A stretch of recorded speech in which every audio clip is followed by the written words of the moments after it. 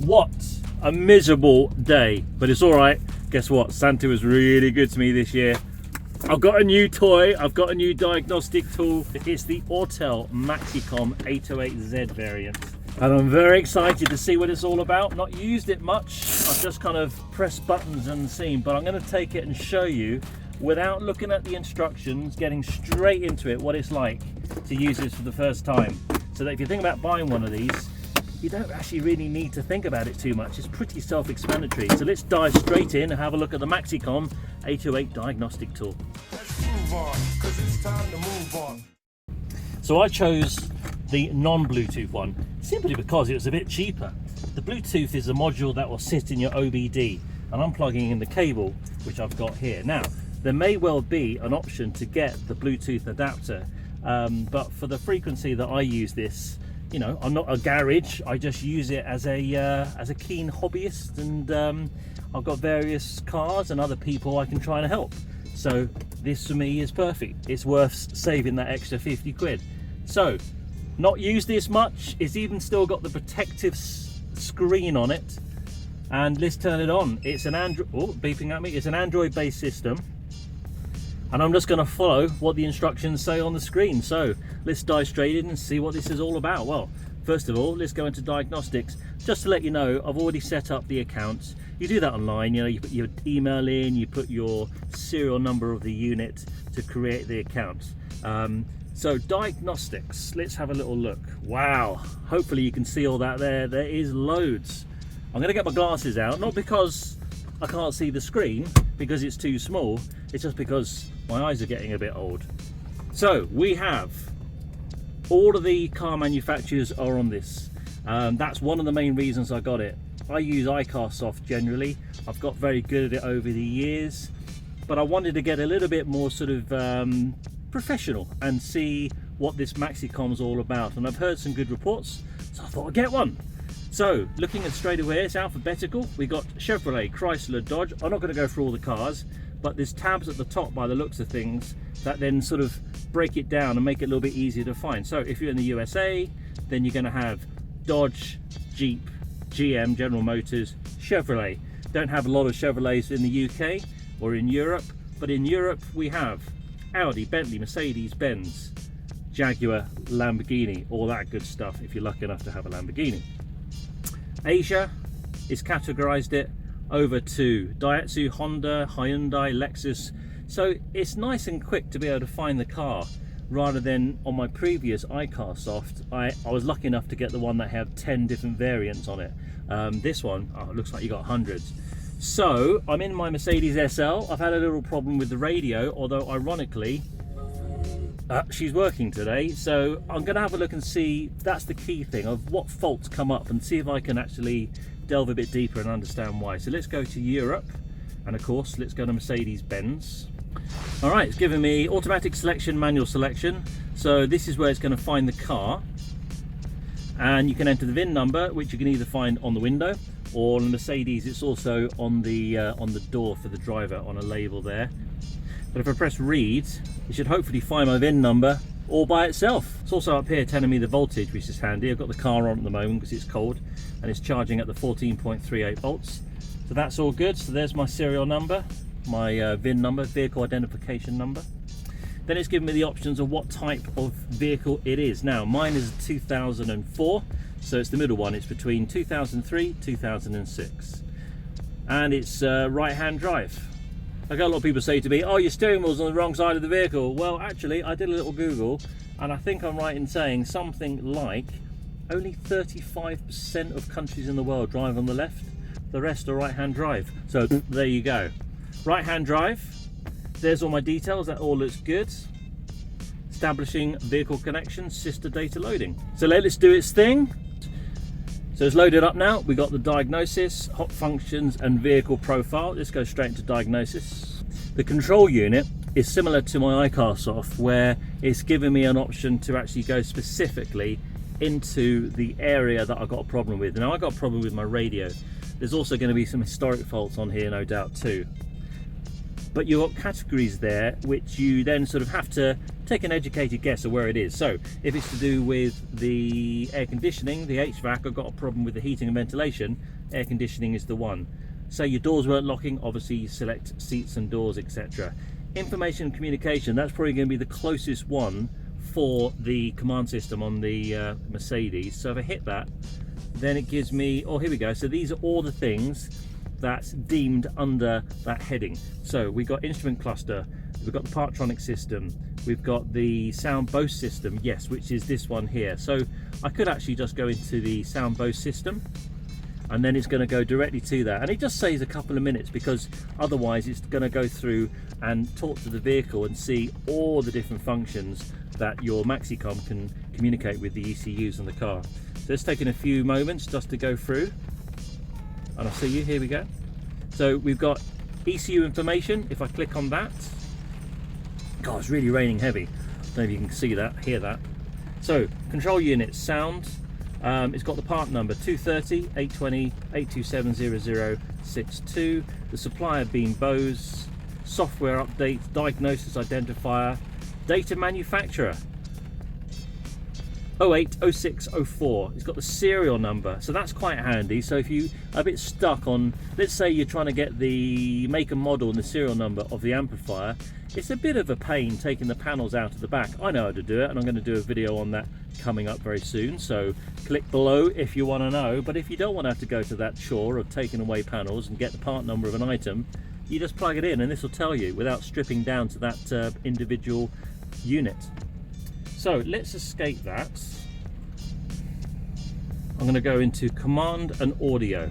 Command is spelt with the 1M, by the way, and that's where I've got problems at the moment, that it doesn't always come on. And look, it's actually coming up as diagnosis on my screen, so it's doing its thing. So let's go to trouble codes and see what it can see. So this one's saying no faults found at the moment. So my command unit, I actually think has been good all along. People say, oh, my stereo, my radio's not working.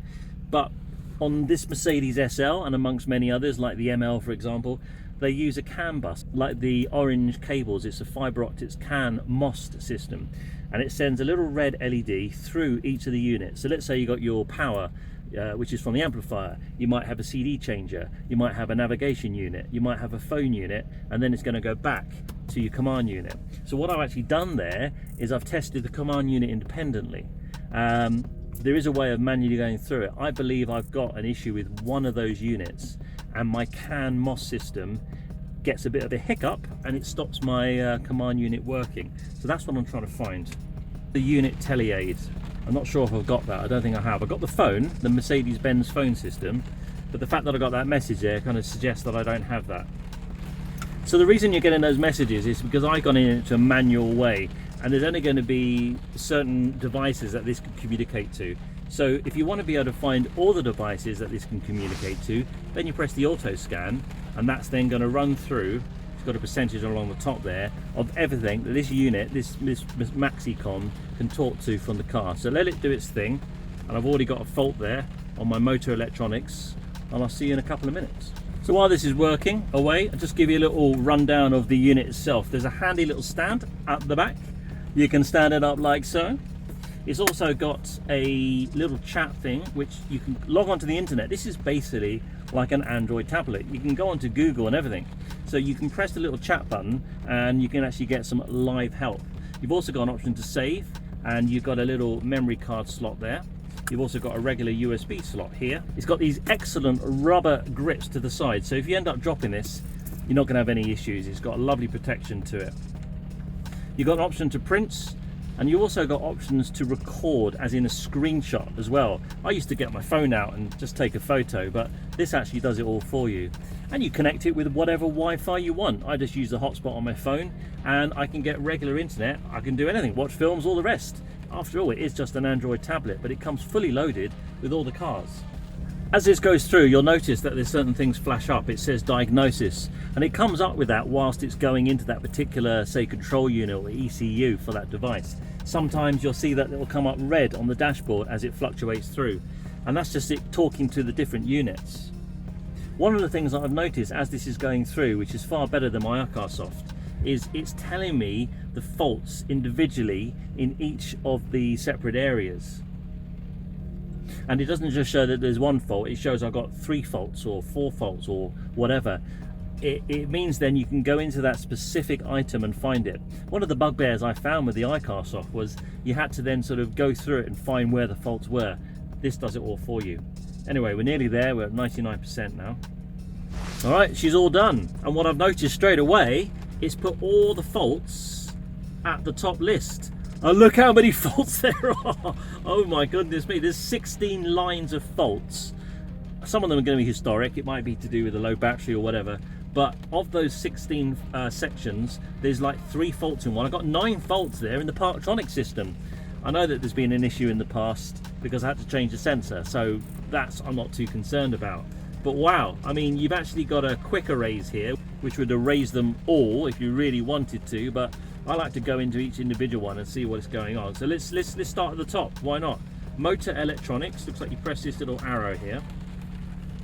And let's see what it sees. Okay, trouble codes.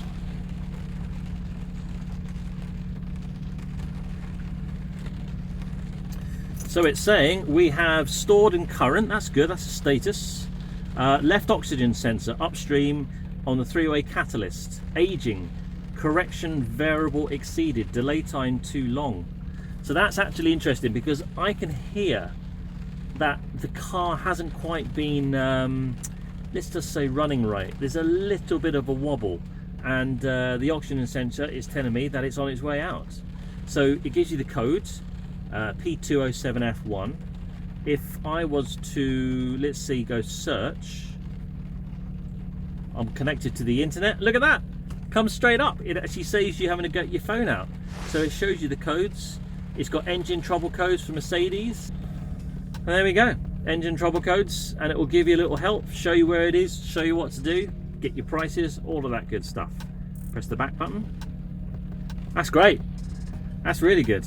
So I'm going to clear these codes, but I'm pretty certain they're going to come back. So let's go erase codes, press yes, have switched the ignition off and turned it back on again after 10 seconds. So let's do what it says. So turn it off, wait 10 seconds,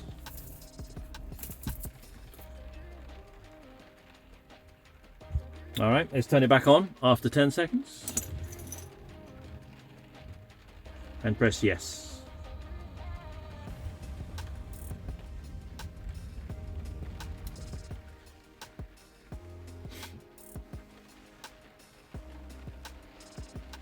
Oh, there we go, no fault codes found. Now, I haven't started the car yet, but I'm sure that if I do, it's probably going to see that that's now going to come back. So let's try that and see. Engine started. I'm going to go back. I'm going to hit trouble codes and see if it pulls it up again. Oh well, maybe I have cleared it. Maybe they have all gone. That'd be great if it did. Right, let's go back. It's reading it. Is it going to see a fault? It will stay at number 1 if it does. Oh, it says it's passed. Haven't got a fault now, so no fault codes found. In fact, it's cleared them all. Oh no, it hasn't. So that's moved to the, I thought it cleared all the faults. So that's now moved to the bottom. That was the one I just did, which was at the top of the list. So it says passed, no fault. So then you go to the next one, which is the electronic stability program. That would be like the where you turn off the traction control. So let's have a look at that and see what's going on. This is great. I've never used this properly before, and I'm just intuitively pressing buttons, and it seems so far pretty self-explanatory. So let's have a look at the ECU information, see what it says. ESP, control unit, it's a Bosch, it's got the part number, everything there, that's good. So let's go back, let's hit the trouble codes, and let's see if we can clear it. Well, first of all, let's see what the fault codes were. Here we go. The CAN communication of the ECM is faulty. Now that's a stored event. So I think I'll try and clear that. So let's go erase codes. It's going to probably say a 10-second thing. Turn the car off again. DTCs and freeze data will be deleted. Yes. It's interesting how it says you need to turn the ignition off. going back and comparing it to my Arcos, I didn't have to do that. So let's do that. So let's turn the key off. Wait 10 seconds. What a miserable day, but what a great day to be playing my new toy. Right, so that's been 10 seconds. So let's turn it back on again. And let's press yes. And let's see if it's moved it to the bottom of the list and made it clear. By the way, this isn't powered by the OBD. This is powered by its own internal battery, and you charge it up just using a USB. There we go, no fault codes detected. Good. So if I escape that and escape that again, reading, and it's passed. So that's now moved down next to the one that I just cleared before, which is the electronic transmission control. I've now done the electronic stability program. So that's seen as a pass. And you can work your way through it all the way. Now, importantly, I wanted to have a look at, I have a problem with my rear trunk, the boot button, the lever. I've been meaning to take it off. But when you get weather like this, I ain't doing it in the wet and the rain. I'm going to wait for a nice day, and it's just a bit sticky, so I have to push it away with my fingers on the trunk. And it's probably caused an issue with the pneumatic, because when I pull the lever to open it, it stays in that, and I have to push it back to be able to close the trunk. So let's go into that. It's a good test there. It's the pneumatic system. The maximum operating time for the switch, S88-8 trunk lid exterior operation switch, is exceeded. That's pretty much exactly what I just said. In other words, when I pull the handle, it should spring back, but I pull it and it stays in that position, and that's exactly what it's telling me. Do you know, I'm not even going to bother clearing that, because I know I've got a problem. It's just going to come back again. It's stored and it's current, which means that that problem is at the moment and it's stored. So I'm just going to ignore that. I've got to fix the problem first, physically, before you clear it on the diagnostic. And that's with any fault, by the way. There's no point just clearing stuff and thinking the problem's gone away. This is telling you what the physical fault is. Right, I'm going to go into my audio and see what's going down. Before, I went into the manual process and I saw certain things which I thought were relative, but there was things on there like the tele-aid, which I haven't got. Now that I've let this do an auto scan, it's only going to show me the devices that this can actually talk to the car with. So let's go to, let's start from the top of the list, have a look down the faults and see which ones are relative to the command system. And it's going to be this first one here. We've got 3 faults. So that's the audio gateway. Let's have a look in there and see what's going to say. Trouble codes.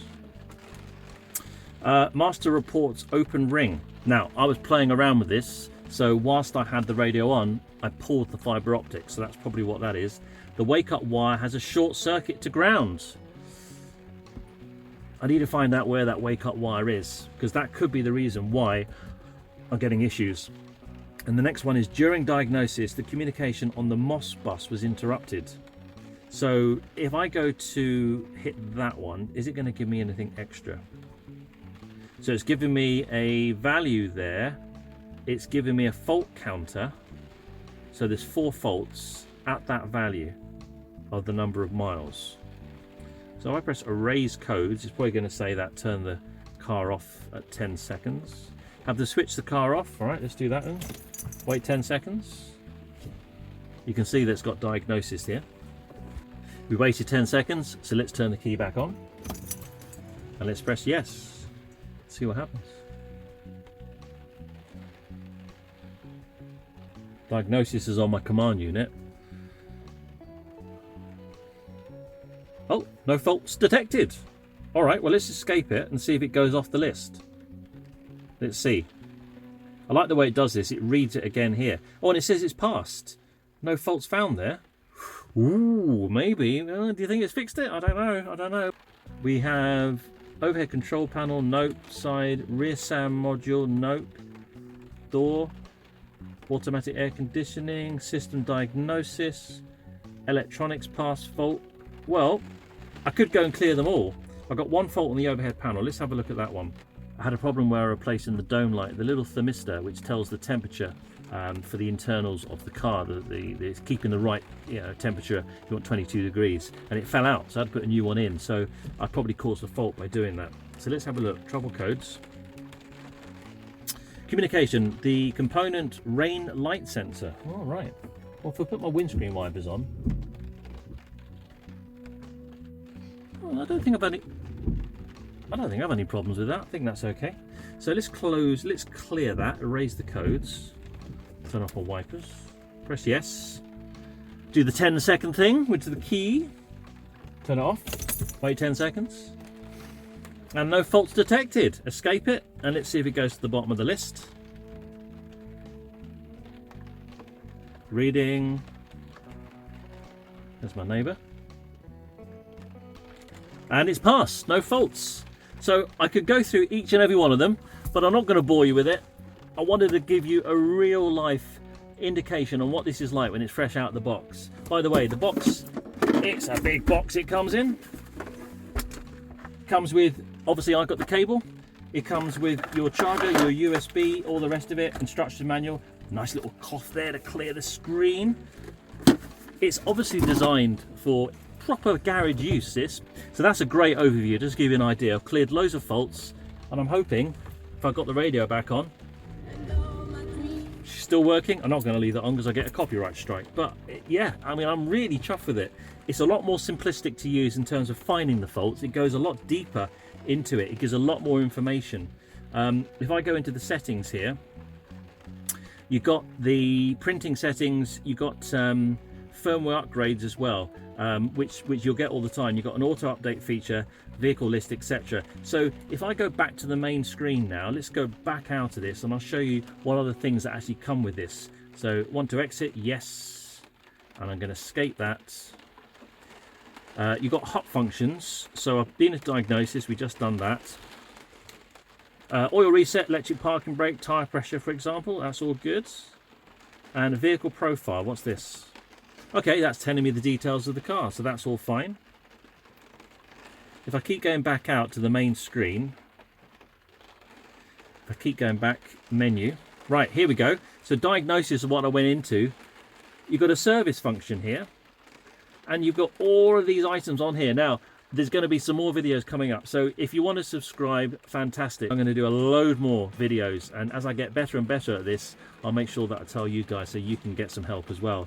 But look at this: oil reset, electric parking brake, tyre pressure monitoring system, battery maintenance system. So Mercedes doesn't have it, but BMWs do. When you buy a new battery, you're supposed to tell the car so that it doesn't put the same amount of voltage in. Older batteries need a bit more current to charge up. So it knows it's got a new battery and you should tell the vehicle, and that's what you do with that function there. Brake bleeding, that's handy. Not that most people do brakes these days, but I certainly do, and if it does it by itself, that's a great little feature. So it's going to press the calipers and hold it in that position, so you don't have to have two people to do brake bleeding.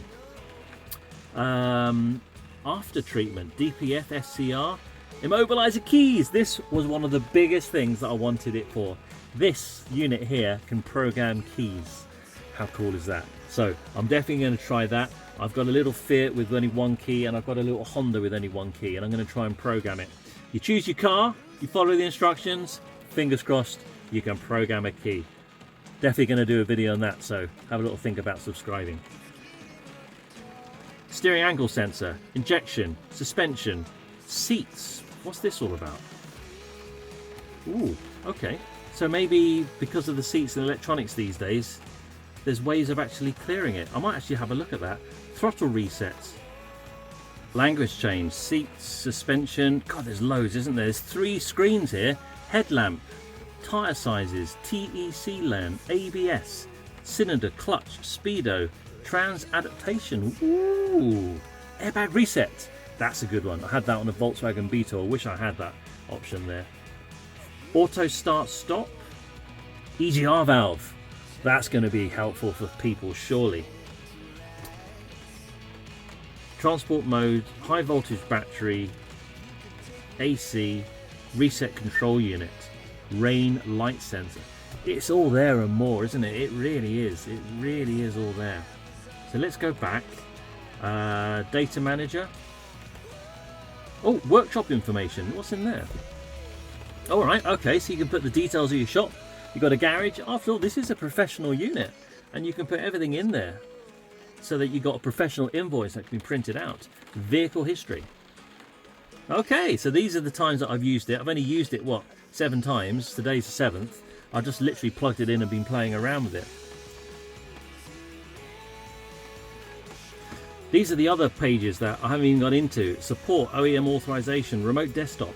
That's good. The remote desktop, what that's going to do, if you have somebody else with one of these units, or you've got the software on your laptop, you can actually advise the person in another part of the country and see exactly what they're seeing whilst they're holding their MaxiCOM, all from that remote desktop. You just download the pairing software on your laptop, and of course, if you want to, you can just simply press the Chrome button, and you can go straight into Google, and there you go, straight into Google.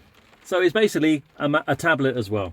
So there you go. What do you think? This is a handy, cracking little unit.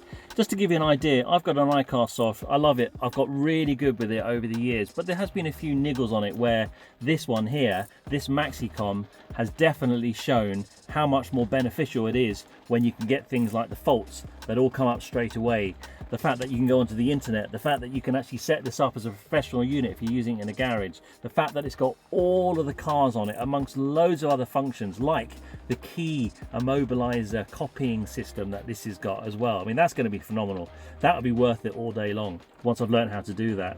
Just to give you an idea, this cost around about just over double what the iCarSoft could do. Now, I've used that iCarSoft and I've used it with, and it's got 10 vehicles on it.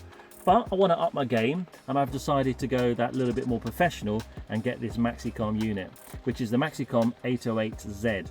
And when you think about it, yes, it's double the price, but it has all of the cars on it. My other one only had 10 cars. This has got all cars, which is going to last me a lifetime. I love the fact that it's so portable and the fact that you can actually just power it up and charge it. You don't need to use the car to power it. So comparing this to my old iCarSoft, this is definitely the one to have. But it comes at a price because it's nearly double the amount. But as I said before, it's got so many more features for that amount of money. You've got all the cards, you've got the key immobilizer, you've got a much deeper diagnostic and a simpler user interface as well. And that's not to say that the iCarSoft, by the way, is therefore not the one to get. I still think it's a brilliant little unit for the money. I've had it a long time, and you know what? It's always got me out of trouble. But I'm just upping the game a little bit, and I like to spend just that little bit more to see if this is worth it. So there's loads more videos coming, so have a think about subscribing, because I'm going to do loads more videos coming up on the MaxiCOM 808 diagnosis tool. Let's move on, 'cause it's time to move on.